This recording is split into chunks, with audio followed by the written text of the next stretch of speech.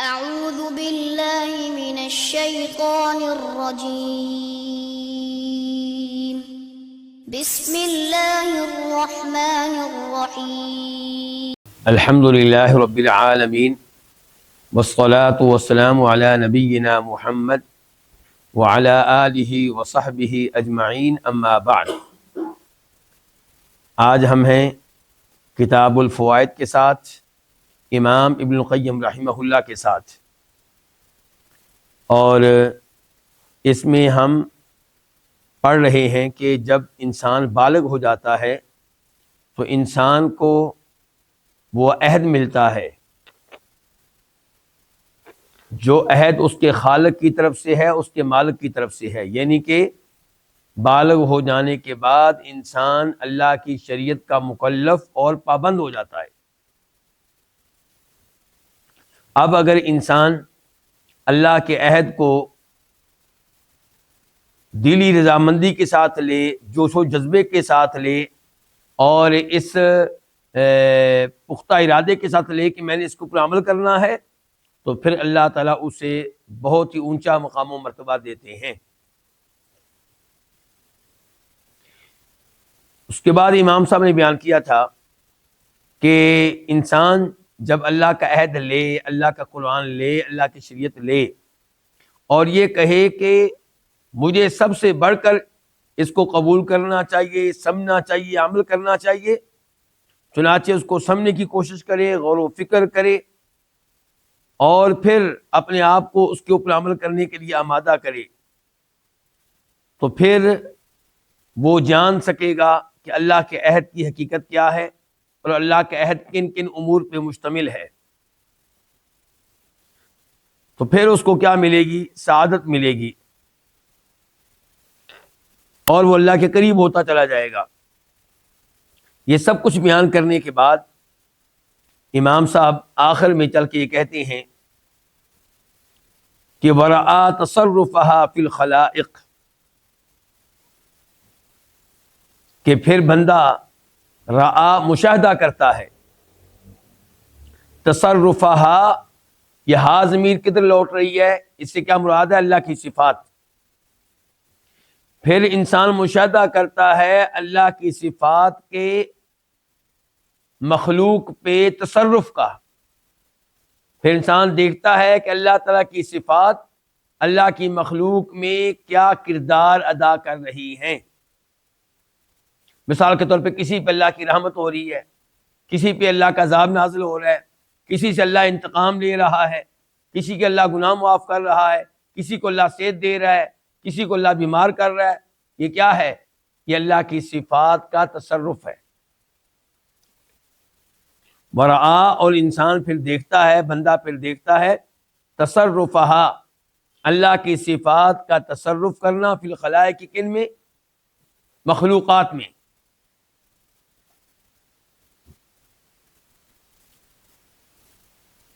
تو جب انسان دیکھتا ہے اللہ کی مخلوقات میں اللہ کی صفات کے تصرف کو، تو کیسے دیکھتا ہے، کیسے مشاہدہ کرتا ہے؟ کہ کیف عمت، کہ کیسے یہ صفات شامل ہیں۔ کیا مطلب؟ ہر ایک کو اپنے احاطے میں لیے ہوئے ہیں، ان کے اللہ کی کئی صفات ایسے ہیں جن کا تعلق ہر ایک کے ساتھ ہے۔ عمت، وہ عام ہیں۔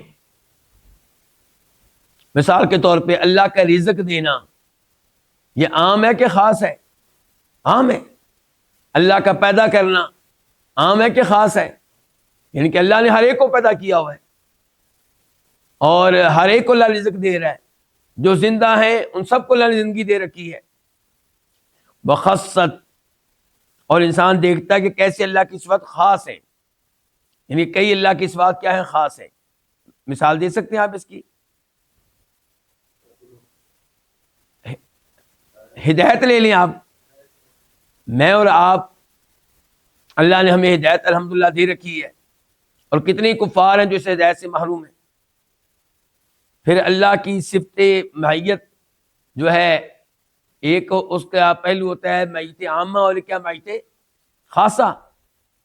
تو اللہ تعالیٰ کی صفت معیت یہ ہر ایک کو ملی ہوئی ہے، اور اللہ کی صفت معیت خاصہ کسی کسی کو ملی ہے۔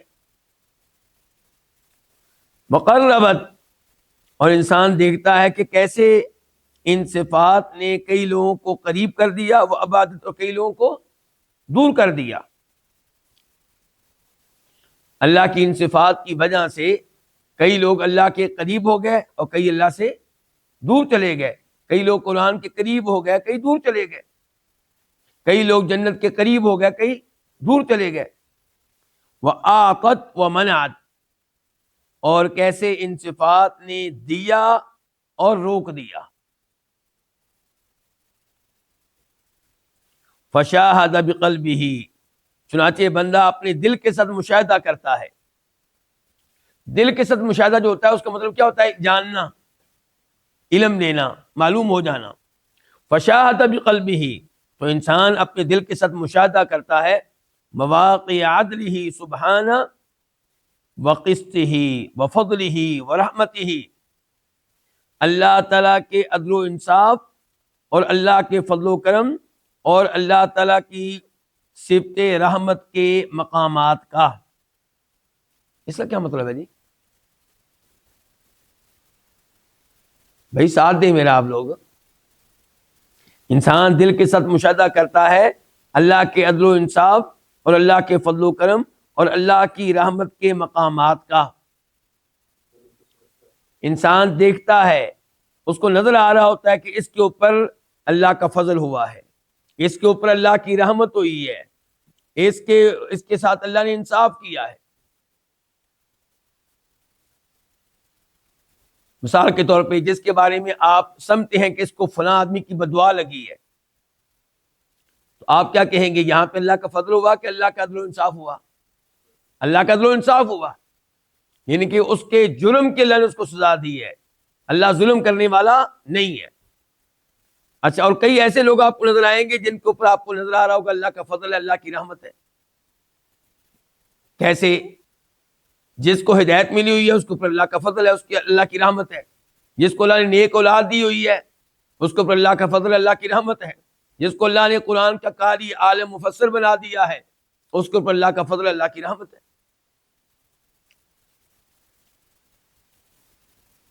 وَاجْتَمَعَ لَهُ الْإِيمَانُ بِلُزُومِ حُجَّتِهِ مَعَ نُفُوذِ أَقْضِيَتِهِ۔ وَاجْتَمَعَ، اور اکٹھا ہو جاتا ہے، لہو اس کے لیے، کس کے لیے؟ اس شخص کے لیے، اس بندے کے لیے۔ الایمان، کیا اکٹھا ہو جاتا ہے؟ ایمان لانا۔ کیا اکٹھا ہو جاتا ہے؟ ایمان لانا۔ کس کس چیز پہ؟ دو چیزوں پہ ایمان لانا ایک ہی وقت میں۔ بلزوم حجتہ، اس کی حجت کے لازم ہونے پہ، قائم ہونے پہ، مع نفوذ اقضیتہ، اور اس کے فیصلوں کے نافذ ہونے کے ساتھ ساتھ۔ یعنی کہ پھر بندہ ایمان لاتا ہے اس بات پہ کہ اللہ کی حجت وہ قائم ہو چکی ہے اللہ کے بندوں پہ، اور اللہ کی تقدیر، اللہ کے فیصلے بھی نافذ ہو رہے ہیں۔ دونوں کام ایک ہی وقت میں ہو رہے ہیں اور بندہ ایک ہی وقت میں دونوں پہ ایمان لاتا ہے۔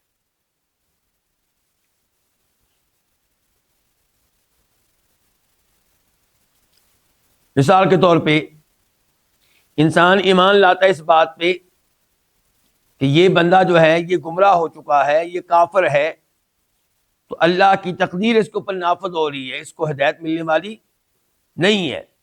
ساتھ ساتھ اس پہ بھی ایمان لاتا ہے کہ اللہ کی حجت اس پہ قائم ہو چکی ہے، اللہ نے اس کی ہدایت کے لیے قرآن بھیجا، اللہ نے اس کی ہدایت کے لیے نبی بھیجے علیہ السلام، اللہ نے اس کی ہدایت کے لیے نبی علیہ السلام کے وارث علماء بھیجے۔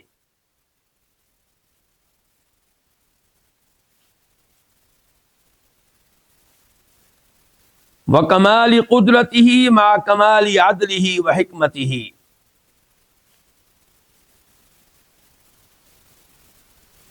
انسان کے لیے دو چیزیں جمع ہو جاتی ہیں، دو چیزوں پہ ایمان لانا جو ہے وہ جمع ہو جاتا ہے۔ کون سی دو چیزوں پہ؟ پہلے کہا ایک طرف اس بات پہ ایمان لانا کہ اللہ کی حجت قائم ہو چکی ہے، اور دوسری نمبر پہ اللہ کے فیصلے نافذ ہو رہے ہیں۔ اس کے ساتھ ساتھ اس بات پہ بھی ایمان لانا کہ اس کی قدرت کامل ہے، اس کی قدرت کے کمال پہ ایمان لانا، مع کمال عدل حکمت ہی، اس کے ساتھ ساتھ اللہ تعالیٰ کے عدل و انصاف اور اس کی حکمت کے کامل ہونے پہ ایمان لانا. وَنِهَایَةِ عُلُوِّهِ عَلَى جَمِيعِ خَلْقِهِ مَعَ إِحَاطَتِهِ وَمَعِيَّتِهِ. اور ایمان لانا ایک ہی وقت میں کس بات پہ؟ نمبر ایک اس بات پہ کہ اس کا اپنی مخلوق کے اوپر ہونا، انتہائی درجے کے اوپر ہونا. اس کے ساتھ ساتھ اس نے ہر چیز کا احاطہ کیا ہوا ہے، وہ معیتی، اور وہ ہر چیز کے ساتھ ہے. جی علماء کرام سمجھ رہے ہیں نا یہاں پہ کیا بیان ہوا؟ ایک ہی وقت میں ایمان لانا اس بات پہ کہ اللہ تعالیٰ سب سے اوپر ہے، اور ساتھ ہی اوپر ہونے کے ساتھ اللہ نے ہر ایک کا احاطہ کیا ہوا ہے، ہر ایک اللہ کی قدرت میں، اللہ کے کنٹرول میں ہے، کوئی اللہ کے احاطے قدرت کنٹرول سے باہر نہیں ہے. وہ معیتی، اللہ ہر ایک کے ساتھ ہے. ہر ایک کے ساتھ ہے کس لحاظ سے؟ سننے کے لحاظ سے، دیکھنے کے لحاظ سے، کنٹرول رکھنے کے لحاظ سے. تو ایک ہی وقت میں ایمان لانا. بظاہر یہ دو مختلف چیزیں ہیں، لیکن اللہ کے لحاظ سے یہ کوئی بات عجیب نہیں ہے کہ وہ سب سے اوپر ہے، اپنی اس کی ساری مخلوقات نیچے ہیں، اس کے باوجود وہ سب کے ساتھ ہے اور سب کا احاطہ کیے ہوئے ہے.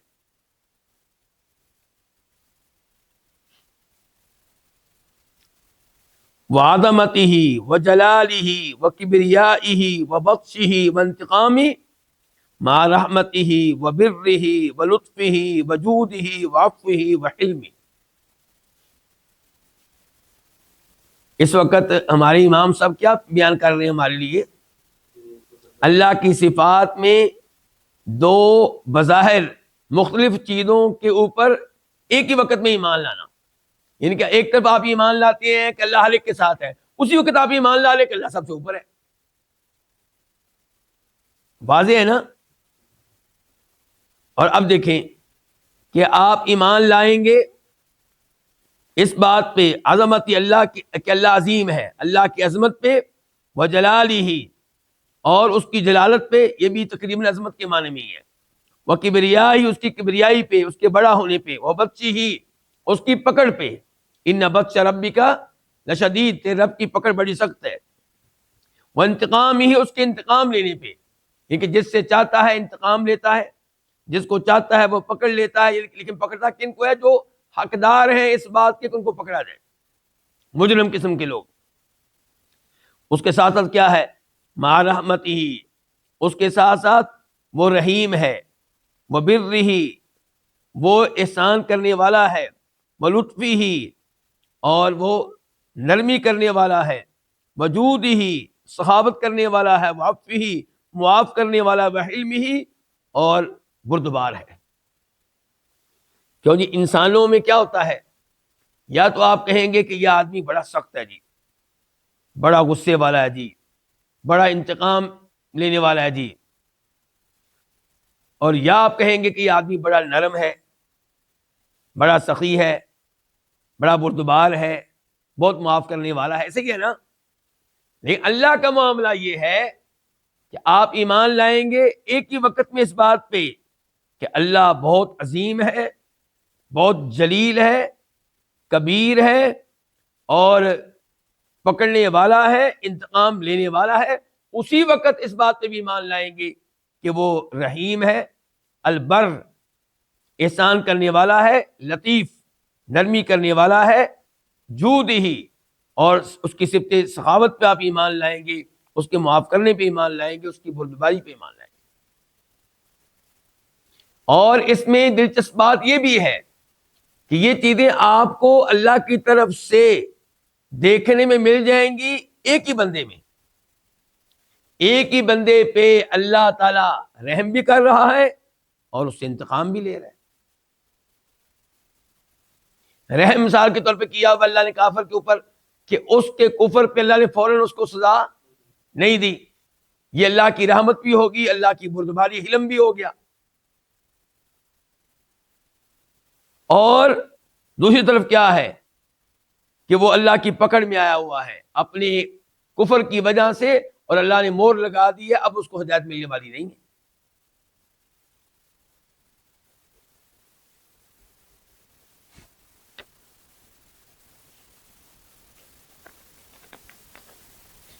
ورآ، اور یہ بندہ مشاہدہ کرتا ہے، دیکھتا ہے، لزوم الحجتی مع قہر المقادیر التي لا خلود لمخلوق عنها، دیکھتا ہے حجت کا قائم ہونا، اللہ کی طرف سے حجت کا۔ اچھا، حجت کا قائم ہونے سے کیا مراد ہے؟ میں پہلے بھی وضاحت نہیں کر سکا۔ یعنی کہ اللہ نے قرآن بھیج دیا، اب بندہ روز قیامت یہ نہیں کہہ سکتا کہ میرے پاس ہدایت نہیں آئی تھی، تیرے پاس قرآن آیا تھا۔ اللہ نے نبی بھیج دیا علیہ الصلوۃ والسلام، نبیوں کا امام بھیج دیا، بندہ یہ نہیں کہہ سکتا میرے پاس ہدایت نہیں آئی تھی۔ نبیوں کے اللہ نے علماء کو وارث بنا دیا، علماء پہنچے توحید کی دعوت دینے کے لیے، کبیرہ گناہوں سے منع کرنے کے لیے۔ بندہ یہ نہیں کہہ سکتا کہ میرے پاس یعنی کہ شریعت نہیں پہنچی تھی، اے اللہ تیرا پیغام نہیں پہنچا تھا، نہیں، اللہ نے نبی بھیج کر، کتابیں بھیج کر حجت قائم کر دی۔ ورآت، انسان دیکھتا ہے، مشاہدہ کرتا ہے، لزوم الحجتی، حجت کے قائم ہونے کا، مع قہر المقادیر، ان تقدیروں کے غلبے کے ساتھ ساتھ جس سے کسی بھی مخلوق کے لیے نکلنا ممکن نہیں ہے۔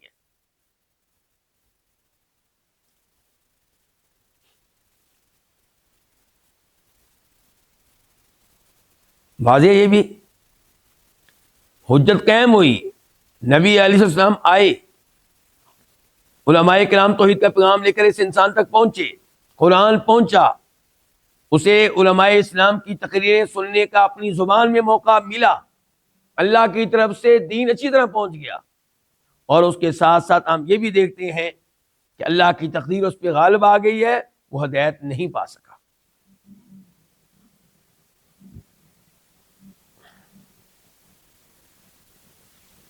وَكَيْفَ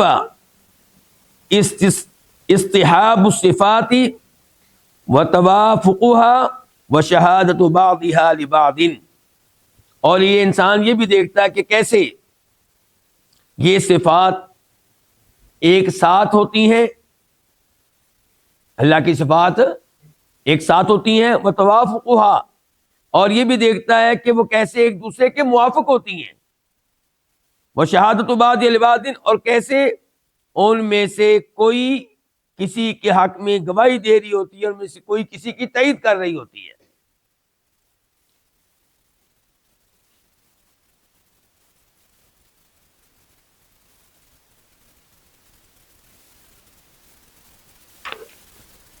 وانعطاف الحکمت التي هي نهاية وغاية على المقادیر التي هي اول وبداية،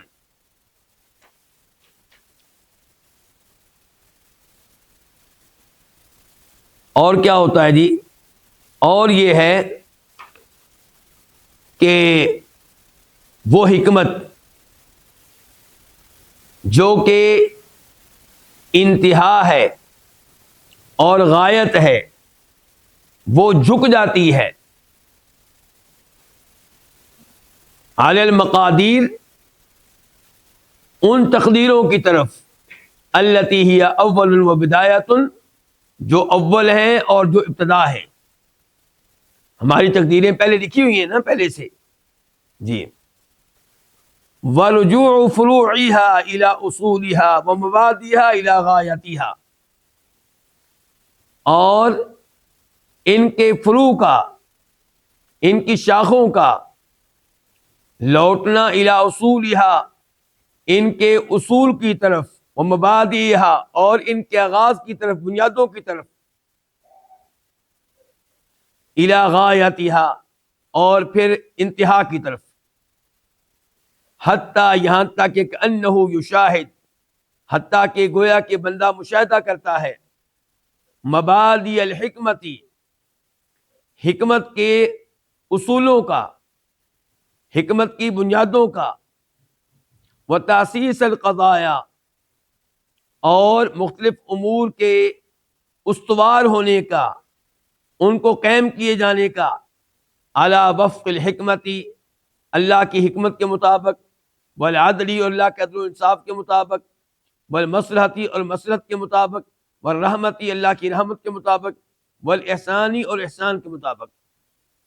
لا تخرج قضیۃ، کوئی بھی مسئلہ، کوئی بھی معاملہ خارج نہیں ہوتا عن ذالک، اس سے، اس اصول سے جو بھی بیان کیا گیا ہے، الی انقضاء الاکوان، موجودات مخلوقات کے ختم ہونے تک، وانفصال الاحکام، اور احکام کے الگ الگ ہو جانے تک، یوم الفصل، کب، کس دن یہ احکام ہوں گے، یوم الفصل بین العباد، اس دن جس دن بندوں کے درمیان فیصلے ہوں گے، وظہور عدلہ، اور جس دن اللہ تعالیٰ کا عدل و انصاف ظاہر ہوگا، وحکمتی، اور اس کی حکمت ظاہر ہوگی، وصدق رسولہ، اس کے رسولوں کی سچائی ظاہر ہوگی، وما اخبرت به عنہ لجمیع الخلقۃ، اور ظاہر ہوگی سچائی ان امور کی جن کے بارے میں ان رسولوں نے خبر دی تھی، لجمیع الخلقۃ، تمام مخلوقات کو، انسہا و جنہا۔ اچھا، یہ اللہ کا عدل و انصاف ظاہر ہوگا، اللہ کی حکمت ظاہر ہوگی، اللہ کے رسولوں کی سچائی ظاہر ہوگی، اور جو خبریں انہوں نے دی تھیں ان کی سچائی ظاہر ہوگی۔ ظاہر کن کے لیے ہوگی؟ لجمیع الخلقات، ساری مخلوق کے لیے، انسہا و جنہا، انسانوں کے لیے بھی ظاہر ہو جائے گا اللہ کا عدل و انصاف، اللہ کی حکمتیں، اللہ کے رسولوں کی سچائی، وجنہا، اور جنوں کے لیے بھی، مومنہا، مومنوں کے لیے بھی، وکافرہ، اور کافروں کے لیے بھی، وحینئذ، اور اس وقت، یتبین، واضح ہوگا، من صفات جلالہ ونعوت کمالہ للخلق ما لم یکونوا یعرفونہ قبل ذلک، اس دن واضح ہوگا اللہ کی صفات جلال میں سے، اللہ کی عظیم صفات میں سے، ونعوت کمالہ، اور اللہ کی کامل صفات میں سے ظاہر ہوگا مخلوق کے لیے وہ کچھ جس کو وہ اس سے پہلے نہیں جانتے تھے۔ کیوں جی؟ اللہ تعالیٰ کی صفات تھوڑی بہت اب بھی واضح ہے میرے لیے، آپ کے لیے۔ ہم جانتے ہیں اللہ کی صفت رحمت کو، دیکھتے بھی رہتے ہیں اس کے آثار، دیگر اللہ کی کئی صفات کو میں اور آپ جانتے ہیں، لیکن یہ صفات صحیح معنوں میں ہمارے لیے کب واضح ہوں گی؟ قیامت کے دن،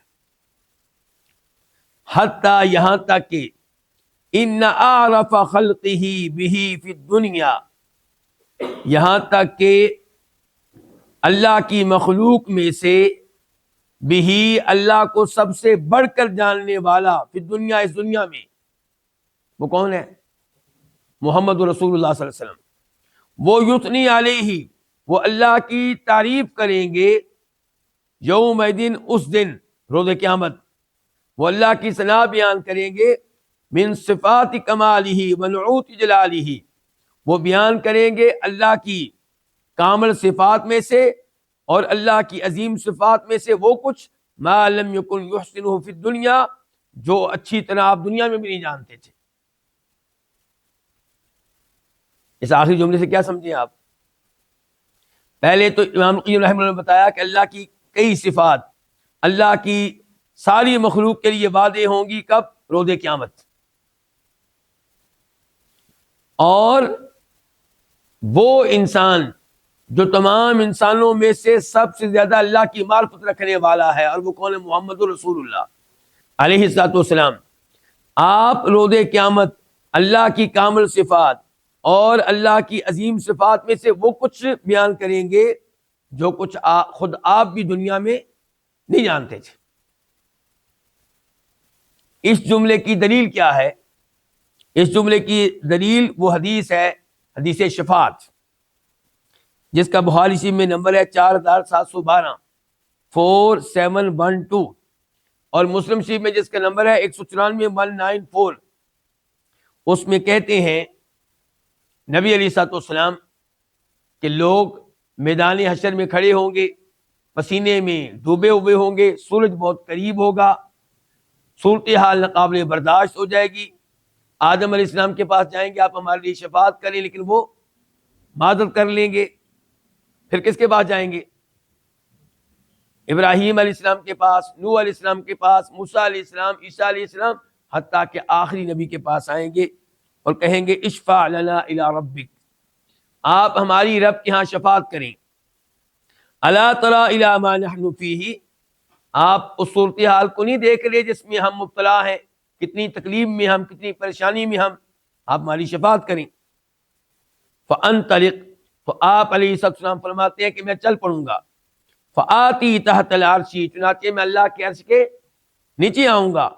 فاقع ساجدا لربی عز وجل، تو وہاں پہ پہنچ کے میں اپنے رب کے لیے سجدے میں پڑ جاؤں گا.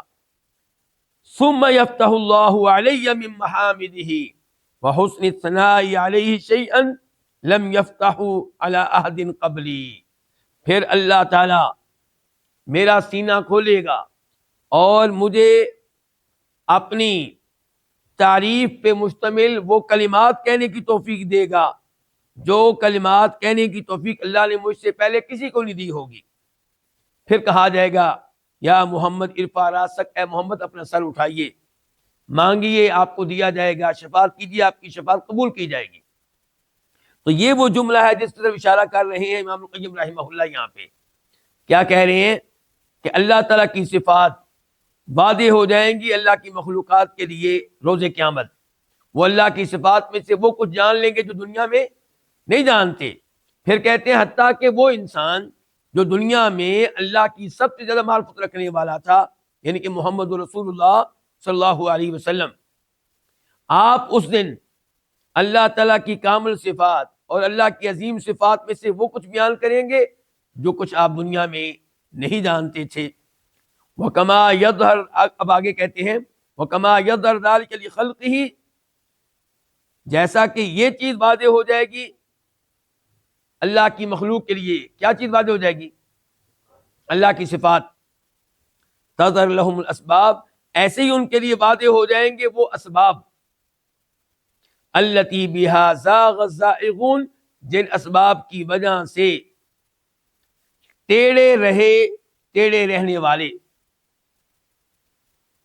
ان کے صراط مستقیم پہ نہ چلنے والے، ایمان نہ لانے والے، وضل الضالون، اور جن اسباب کی وجہ سے گمراہ ہونے والے، وانقطع المنقطعون، اور جن اسباب کی وجہ سے اللہ کی شریعت سے الگ تھلگ رہے، المنقطعون، اللہ کی شریعت سے الگ تھلگ رہنے والے.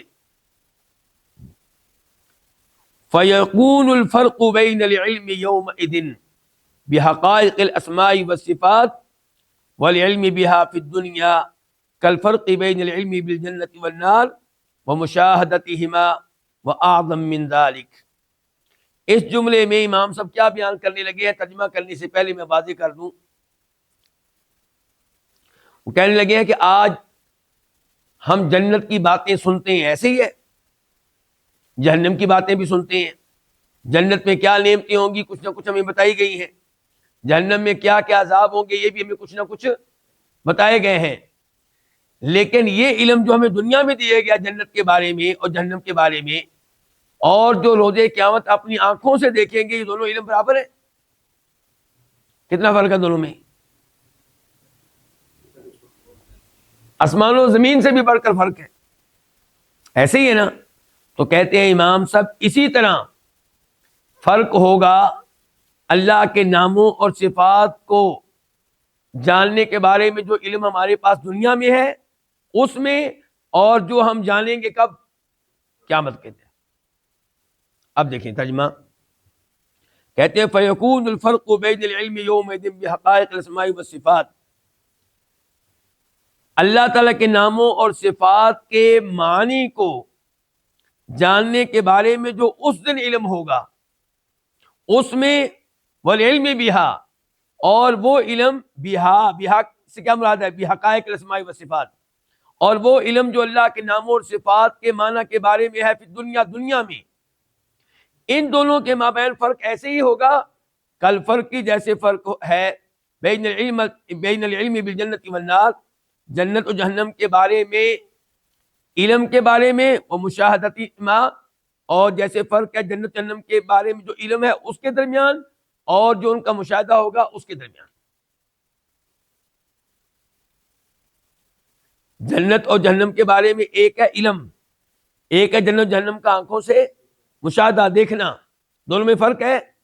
امام صاحب کہتے ہیں ایسے ہی فرق ہوگا اس علم کے مابین جو دنیا میں ہمیں اللہ کے ناموں اور صفات کے بارے میں ہے، اور اس علم کے مابین جو روز قیامت ہمیں اللہ کے ناموں اور صفات کے بارے میں ملے گا۔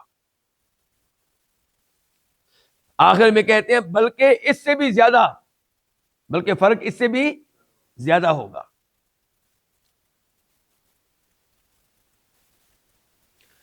وَكَذَلِكَ يُفْهَمُ مِنَ الْعَهْدِ، اسی طرح یا یفہم بھی پڑھ سکتے ہیں آپ کہ بندہ سمجھے گا۔ وَكَذَلِكَ يَفْهَمُ مِنَ الْعَهْدِ، اسی طرح بندہ سمجھتا ہے اس عہد سے۔ کس عہد سے؟ قرآن، شریعت۔ اگر آپ اس کو پڑھیں، اگر آپ اس کو سمجھیں تب۔ اسی طرح بندہ سمجھتا ہے من العہد، اس عہد سے، اس قرآن سے، اس شریعت سے کیا سمجھتا ہے کہ کیف اقتضت اسماؤہ وصفاتہ لوجود النبوۃ والشرائع والا یترک خلقہ سدی، کہ کیسے تقاضا کیا اللہ کے ناموں نے اور اللہ کی صفات نے نبوت کی موجود ہونے کا اور شریعتوں کے موجود ہونے کا، اور یہ کہ وہ اپنی مخلوق کو نہ چھوڑے سدن، محمل، بیکار۔ اس جملے سے آپ لوگ کیا سمجھے ہیں جی شیخ صاحب، کیا سمجھے ہیں؟ کہہ رہے ہیں اگر آپ قرآن پہ غور کریں تو آپ کو قرآن سے سمجھائے گی کہ اللہ کے نام تقاضا کرتے ہیں کہ اللہ کے بندوں میں اللہ کی طرف سے نبوت ہونی چاہیے۔ اللہ کی صفات تقاضا کرتی ہیں کہ اللہ کے بندوں میں اللہ کی شریعت موجود ہونی چاہیے۔ اللہ تعالیٰ کے ناموں صفات تقاضا کرتے ہیں کہ اللہ تعالیٰ اپنی مخلوق کو محمل نہ چھوڑے، بیکار نہ چھوڑے۔ مثال کے طور پہ آپ لے لیں اللہ تعالیٰ کے نام حکیم لے لیں۔ حکیم کا کیا مطلب ہے شیخ صاحب؟ حکمت والا، یعنی کہ اللہ کے ہر کام کے پیچھے کیا ہوتی ہے؟ کوئی نہ کوئی حکمت۔ جب اللہ کے ہر کام میں کوئی حکمت ہوتی ہے تو کیسے ممکن ہے کہ اللہ تعالیٰ بندوں کو پیدا کرے، پھر فوت کر دے، اور اپنی طرف سے شریعت نہ بھیجے، نبی نہ بھیجے، اور ان سے یہ مطالبہ نہ کیا جائے کہ تم اچھے کام کرو اور برے کاموں سے دور رہو۔ تو اللہ تعالیٰ کے نام ایک نہیں کئی نام، اللہ تعالیٰ کی صفات ایک نہیں کئی صفات تقاضا کرتی ہیں کہ اللہ کے بندوں میں اللہ کی طرف سے نبوت موجود ہونی چاہیے اور اللہ کی شریعت نازل ہونی چاہیے، اور یہ کہ اللہ تعالیٰ یہ ممکن نہیں ہے کہ اپنے بندوں کو محمل چھوڑ دے، بیکار چھوڑ دے۔ سدن اس اونٹ کو کہیں گے آپ جس کو رسی کے بغیر چھوڑ دیا جائے، جدھر مرضی وہ جائے۔ ایحسب الانسان ان یترک سدی، اللہ تعالیٰ کہتے ہیں سورہ قیامہ میں، کیا انسان سمجھتا ہے کہ اس کو محمل چھوڑ دیا جائے گا، جانوروں کی طرح چھوڑ دیا جائے گا، اس سے کوئی بات پرس نہیں ہوگی، اس کا کوئی حساب کتاب نہیں ہوگا؟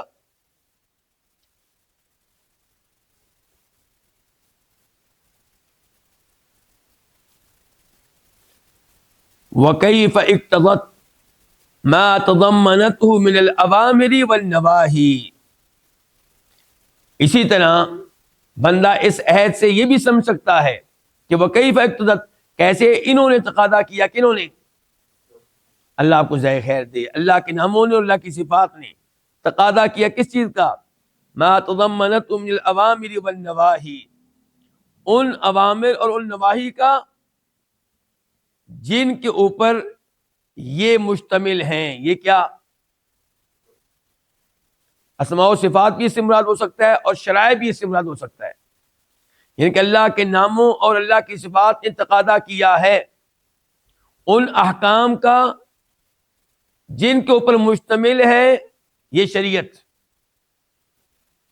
شریعت میں اللہ نے کئی کام کرنے کا حکم دیا، ان کو کیا کہتے ہیں؟ اوامر۔ نماز پڑھو، روزہ رکھو، زکوٰۃ دو، یہ اوامر ہو گئے، آرڈرز اللہ کے۔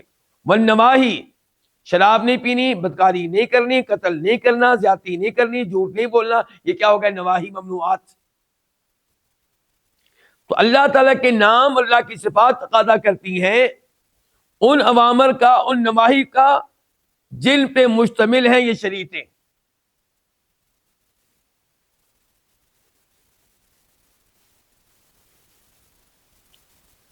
وَكَيْفَ اقتضت وقوع الثواب والعقاب والمعاد. جب آپ اللہ کے اس عہد پہ غور کریں گے تو آپ سمجھ سکیں گے کہ کس طرح اقتضت انہوں نے تقاضا کیا. کنہوں نے؟ اللہ کے اسماء اور صفات نے، اللہ کے ناموں اور اللہ کی صفات تقاضا کیا کس چیز کا؟ وقوع ثوابی، ثواب، والعقاب اور سزا، والمعاد اور آخرت کے واقع ہونے کا. یعنی کہ اللہ کے نام بتاتے ہیں کہ اچھے کام کرنے والوں کو، جنہوں نے اللہ کی باتیں مانی، ان کو ثواب ملنا چاہیے، جنت ملنی چاہیے، انعام ملنا چاہیے. اللہ کے نام تقاضا کرتے ہیں کہ جنہوں نے اللہ کی باتیں نہیں مانی ان کو سزا ملنی چاہیے، والمعاد اور آخرت قائم ہونی چاہیے. آخرت قائم ہو تاکہ جن کا انعام بنتا ہے ان کو انعام ملے، جن کی سزا بنتی ہے ان کو سزا ملے. یہ چیز ہمیں پتہ چلتی ہے کہ اللہ کے ناموں سے. مثال کے طور پہ وہی ایک نام الحکیم لے لیں آپ، پھر آپ اللہ کے نام کیا لے لیں؟ مثال کے طور پہ آپ لے لیں المنتقم. اللہ کا نام ہے کیا ہے؟ انتقام لینے والا. اللہ کے نام کیا ہے؟ اسی طرح الرحیم. اللہ کا نام کیا؟ المحسن، احسان کرنے والا. اللہ کے نام کیا؟ البر، احسان کرنے والا. تو اب اللہ احسان کریں گے ان کے ساتھ جو اللہ کی باتیں مانتے رہے، اور اللہ تعالیٰ انتقام لیں گے، سزا دیں گے. یہ اللہ کے نام المنتقم کا تقاضا ہے، اللہ کے نام جبار کا تقاضا ہے، اللہ کے نام الکبیر کا تقاضا ہے. اللہ ان سے انتقام لیں گے، ان کو سزا دیں گے جو اللہ کی نافرمانیاں کرتے رہے، اللہ کے رسولوں کو قتل کرتے رہے، اللہ کے رسولوں کا مذاق اڑاتے رہے، اور اللہ کے بندوں کو قتل کرتے رہے.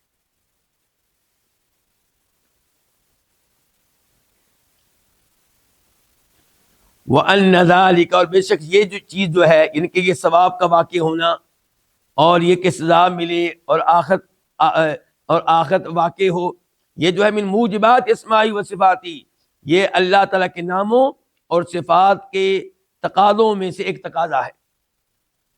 بحیث ینزہ، اس طرح کہ ینزہ وہ پاک ہے. کون پاک ہے؟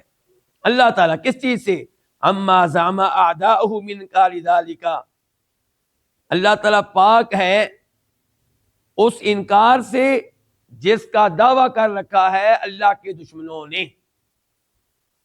من انکار ذالک، اس کا انکار. کس کا انکار کر رکھا ہے اللہ کے دشمنوں نے؟ کوئی آخرت نہیں ہوگی، مردوں کو دوبارہ اٹھایا نہیں جائے گا، کوئی جنت نہیں، کوئی جہنم نہیں. یہ کون کہہ رہے ہیں؟ اللہ کے دشمن. کون کہہ رہے ہیں؟ اللہ کے دشمن، کفار، مشرک کہہ رہے ہیں. جبکہ ہماری کتاب کے مؤلف ابن القیم کہتے ہیں اللہ پاک ہے اس بات سے کہ اللہ تعالی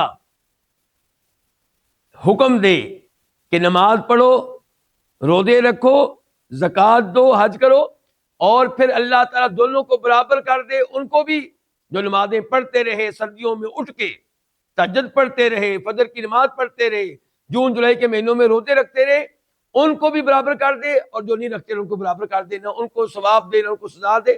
اللہ اس سے پاک ہے. اللہ کی نگاہ میں گھوڑا اور گدھا برابر ہوں، اللہ اس سے کیا ہے؟ پاک ہے. اللہ پاک ہے اس بات سے کہ اللہ مجرموں کو اور اپنی بات ماننے والوں کو اللہ ایک کر دے، ان کو نہ اٹھائے، ان کو ثواب نہ دے، جنت نہ دے، اور ان کو سزا نہ دے. اللہ اس سے پاک ہے.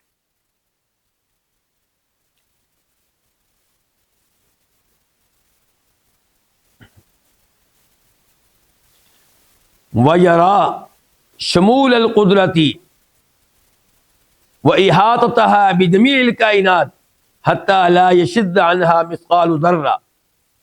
جو اللہ تعالیٰ کے عہد کو پڑھے گا، غور کرے گا، وہ اس عہد سے یہ سمجھ لے گا اور وہ دیکھ لے گا. کیا دیکھ لے گا؟ وَيَرَى، وہ دیکھ لے گا شمول القدرتی، اللہ کی قدرت کا شامل ہونا، وَإِحَاطَتَهَا، اور اللہ کی قدرت کا احاطہ کرنا. کس چیز کا احاطہ کرنا؟ بجمیع الکائنات، ساری کائنات کا. کائنات میں سے کوئی بھی چیز اللہ کے احاطے سے باہر نہیں ہے، کوئی بھی چیز اللہ کی قدرت سے باہر نہیں ہے. حتیٰ، یہاں تک کہ لا یشد عنہا، اس سے باہر نہیں ہے مثقال ذرہ، ذرہ برابر کوئی چیز. وَیَرَا، اور یہ بندہ اس بات کو بھی دیکھ لے گا انہ لو کان معہ الہ آخر، کہ حقیقت یہ ہے کہ اگر اللہ تعالیٰ کے ساتھ کوئی اور معبود بھی ہوتا. فی الحال معبود کتنے ہیں جی؟ سچے معبود کتنے ہیں؟ ایک ہے. آئندہ بھی ایک ہے. یعنی کہ اگر اللہ تعالیٰ کے ساتھ کوئی اور معبود ہوتا لفسد ھذا العالم، تو پھر یہ دنیا فاسد ہوتی، اس کا نظام نہ چلتا، بگڑا ہوا ہوتا. کبھی سورج کی بجلی آ رہی ہوتی، کبھی جا رہی ہوتی. ایک معبود جو ہے وہ کہتا سورج سے نکل آ، دوسرا کہتا غروب ہو جا. ایک کہتا چاند کو نکل آ، دوسرا کہتا غائب ہو جا، بھاگ جا. نظام چل نہ پاتا. پھر امام صاحب کہتے ہیں بھیا، اور وہ یہ دیکھ لیتا کہ انہ لو کان معہ الہ آخر، ان کے بندہ اگر اللہ کے عہد کو پہ غور کرے تو وہ اس بات کو دیکھے گا کہ اگر اللہ تعالیٰ کے ساتھ ساتھ کوئی اور معبود ہوتا تو یہ جہان فاسد ہو جاتا. فکان تفسد السماوات ومن فیہن، چنانچہ آسمان، سارے آسمان اور زمین اور جو مخلوقات ان میں ہیں یہ ساری کی ساری بگڑ جاتی، فاسد ہو جاتی، صورتحال خراب ہو جاتی.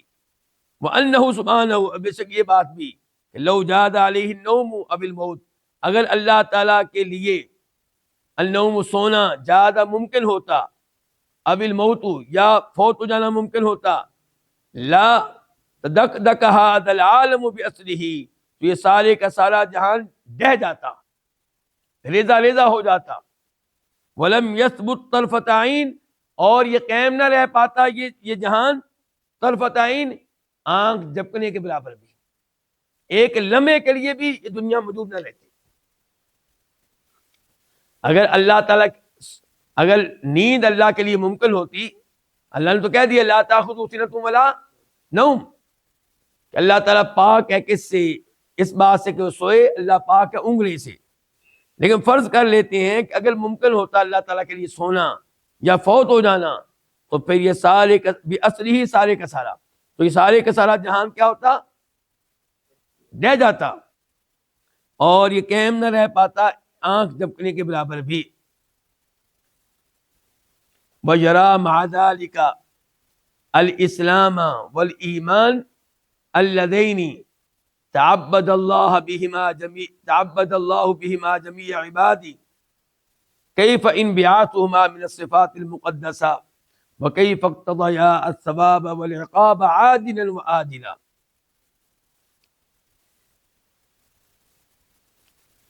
وَيَرَى، اور بندہ دیکھتا ہے مع ذلک، اس کے ساتھ، ان کی جو امور گزرے ہیں پیچھے ان کے ساتھ اور اس عہد کے ساتھ، کیا دیکھتا ہے کہ اسلام اور ایمان کو، کہ وہ اسلام اور وہ ایمان.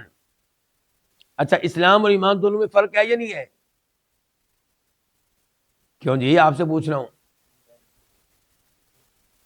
اگر کوئی کہے کہ میں دین اسلام پہ ہوں تو اس کا مطلب یہ ہے کہ وہ اسلام پہ بھی ہے، ایمان پہ بھی ہے.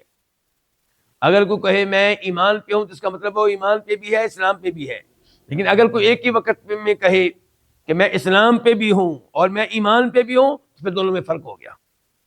بولنے والے نے فرق کر دیا، دونوں بول کے اس نے فرق کر دیا. سمجھا رہی بات کی؟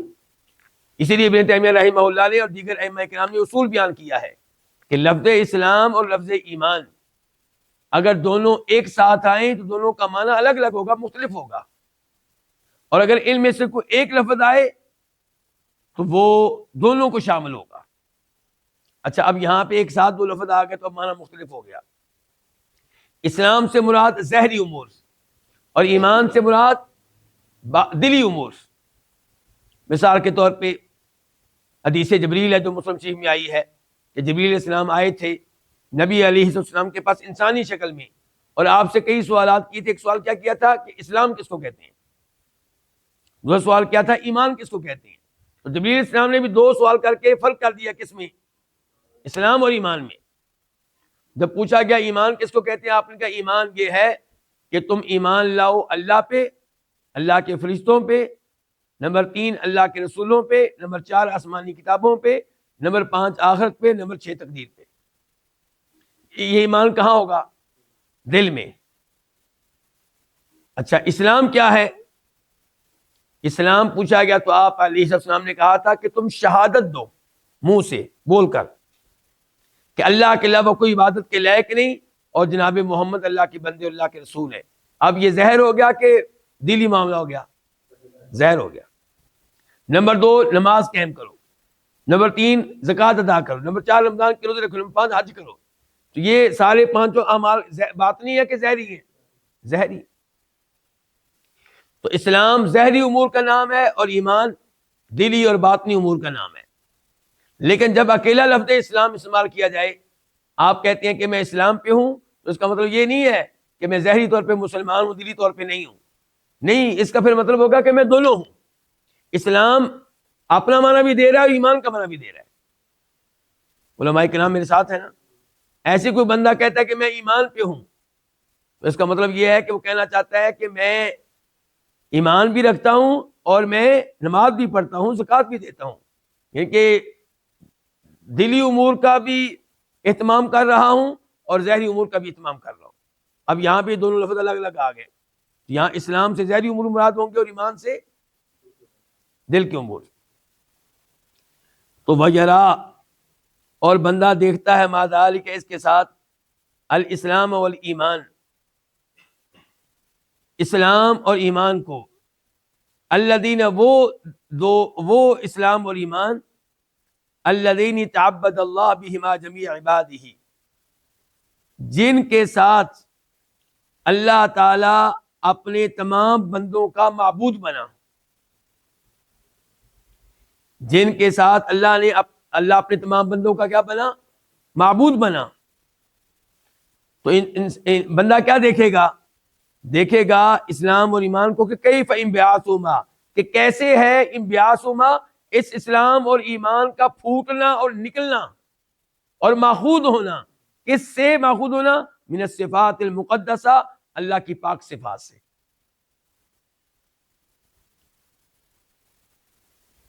وَكَيْفَ اقْتَضَيَا الثَّوَابَ وَالْعِقَابَ عَاجِلًا وَآجِلًا، اور کیسے تقاضا کیا ہے ان دونوں نے. کن دونوں نے؟ اسلام اور ایمان نے. الثواب کس چیز کا؟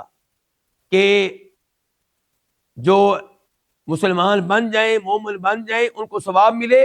والعقاب، اور جو اسلام اور ایمان قبول نہ کرے ان کو کیا ملے؟ سزا ملے. عاجلاً، جلدی دنیا میں، وآجلاً، اور بعد میں ان کے آخرت میں. وَيَرَى مَعَ ذَلِكَ أَنَّهُ لَا يَسْتَقِيمُ قَبُولُ هَذَا الْعَهْدِ وَالْتِزَامُهُ لِمَنْ جَحَدَ صِفَاتِهِ وَأَنْكَرَ عُلُوَّهُ عَلَى خَلْقِهِ وَتَكَلُّمَهُ بِكُتُبِهِ وَعُهُودِهِ.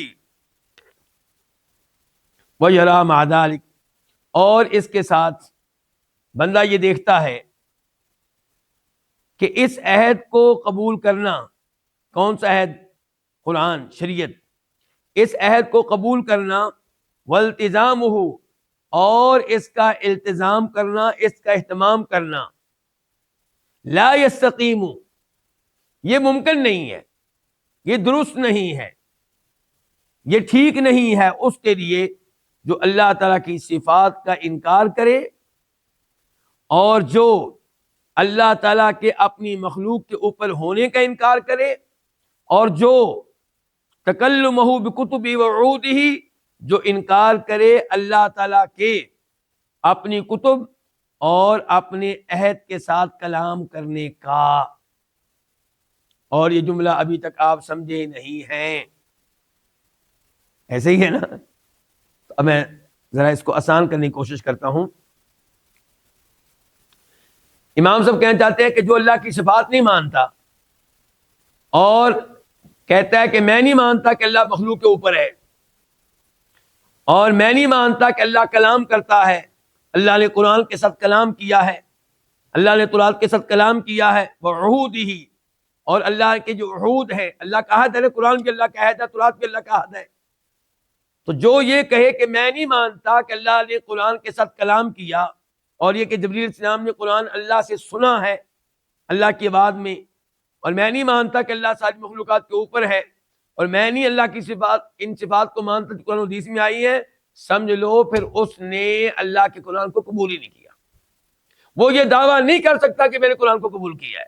یہ کیسے ممکن ہے کہ ایک طرف آپ کہیں میں نے قرآن کو قبول کیا ہے اور دوسری طرف آپ کہیں میں اللہ کی صفات کو نہیں مانتا. قرآن تو اللہ کی صفات سے بھرا پڑا ہے. قرآن تو اس عقیدے سے بھرا پڑا ہے کہ اللہ ساری مخلوق کے اوپر ہے. قرآن سے تو معلوم ہوتا ہے کہ اللہ نے قرآن کے ساتھ کلام کیا ہے. وَإِنْ أَحَدٌ مِّنَ الْمُشْرِكِينَ اسْتَجَارَكَ فَأَجِرْهُ حَتَّىٰ يَسْمَعَ کلام اللہ. قرآن اللہ کا کلام ہے اور آپ کہتے ہیں میں اس کو اللہ کا کلام نہیں مانتا. تو یہ دو چیزیں ایک وقت میں جمع نہیں ہوں گی حضرت. ایک طرف آپ کہیں کہ میں اس عہد کو مانتا ہوں اور میں اس کے اوپر قائم و دائم ہوں, میں اس کے اوپر عمل کرنے والا ہوں. دوسری طرف آپ کہیں میں اللہ کی صفات کو نہیں مانتا, میں اس عقیدے کو نہیں مانتا کہ اللہ ساری مخلوق کے اوپر ہے, اور میں نہیں مانتا کہ اللہ کلام کرنے والا ہے, اور یہ کہ قرآن کے ساتھ اللہ نے کلام کیا ہے. اب اس جملے کا ترجمہ پھر سن لی. وَيَرَىٰ مَعَ ذَٰلِكَ, اور وہ دیکھتا ہے مع ذالک کو بندہ دیکھتا ہے مع ذالک اس کے ساتھ کہ انہ لا یستقیم, کہ بے شک بات یہ ہے کہ لا یستقیم, یہ درست بات نہیں ہوگی, یہ ٹھیک نہیں ہے. کیا ٹھیک نہیں ہے؟ قبول و ھذا العہد والالتزام ہو, اس عہد کو اس قرآن کو قبول کرنا اور اس کا اہتمام کرنا, یہ لا یستقیم, یہ کام ٹھیک نہیں ہے اس آدمی کے لیے جو اللہ کی صفات کا منکر ہے اور اللہ کے اپنی مخلوق کے اوپر ہونے کا منکر ہے اور اللہ تعالیٰ کے اپنی کتب اور اپنے عہد کے ساتھ کلام کرنے کا منکر ہے. کما لا یستقیم قبولہ لمن انکر حقیقت سمعہ وبصرہ وحیاتہ وارادتہ وقدرتہ, جیسا کہ اس عہد کو قبول کرنا یہ ٹھیک نہیں ہے, یہ درست نہیں ہے اس آدمی کے لیے جو اللہ تعالیٰ کے سننے, اللہ تعالیٰ کے دیکھنے, اللہ تعالیٰ کی حیات, اللہ تعالیٰ کے ارادے اور اللہ کی قدرت کے معنی اور مفہوم اور حقیقت کا انکار کرے. وَأَنَّ هَٰؤُلَاءِ هُمُ الَّذِينَ رَدُّوا عَهْدَهُ وَأَبَوْا قَبُولَهُ, اور یقیناً یہی وہ لوگ ہیں, کون سے؟ جو اللہ کی صفات کو نہیں مانتے. یہی وہ لوگ ہیں جنہوں نے اللہ تعالیٰ کے عہد کو ریجیکٹ کر دیا. چاہے یہ کہتے ہیں ہم ایمان لائے قرآن پہ, امام صاحب کہنا چاہتے ہیں کہ چاہے یہ کہیں ہم قرآن پہ ایمان لائے, حقیقت میں یہ منکر ہے قرآن کے. وَأَنَّ هَٰؤُلَاءِ هُمُ الَّذِينَ رَدُّوا عَهْدَهُ, یہی وہ لوگ ہیں جنہوں نے اللہ کے عہد کو رد کر دیا, مسرد کر دیا. وَأَبَوْا قَبُولَهُ, اور اس کو قبول کرنے سے کیا کر دیا؟ انکار کر دیا. وَأَنَّ مَنْ قَبِلَهُ مِنْهُمْ لَمْ يَقْبَلْهُ بِجَمِيعِ مَا فِيهِ, اور بے شک جس نے ان میں سے اس کو قبول کیا, کس کو؟ اللہ کے عہد کو, قرآن کو, اس نے اس قرآن کو قبول نہیں کیا ان تمام امور کے ساتھ جو اس میں آئی ہیں. اس نے پھر کچھ چیزوں کو لیا, کچھ کو چھوڑا اس نے.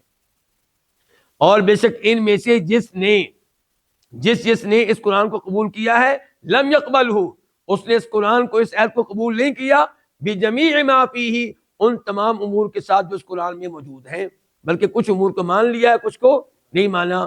وباللہ توفیق, اور اللہ کے ہاتھ میں ہے توفیق, اللہ ہی توفیق دینے والا ہے درست طریقے سے قرآن پہ ایمان لانے کی. اللہ تعالی ہمیں توفیق دے کہ ہم پورے قرآن پہ ایمان لائیں, قرآن کی ایک ایک چیز پہ ایمان لائیں. وآخر دعوانا الحمدللہ رب العالمین.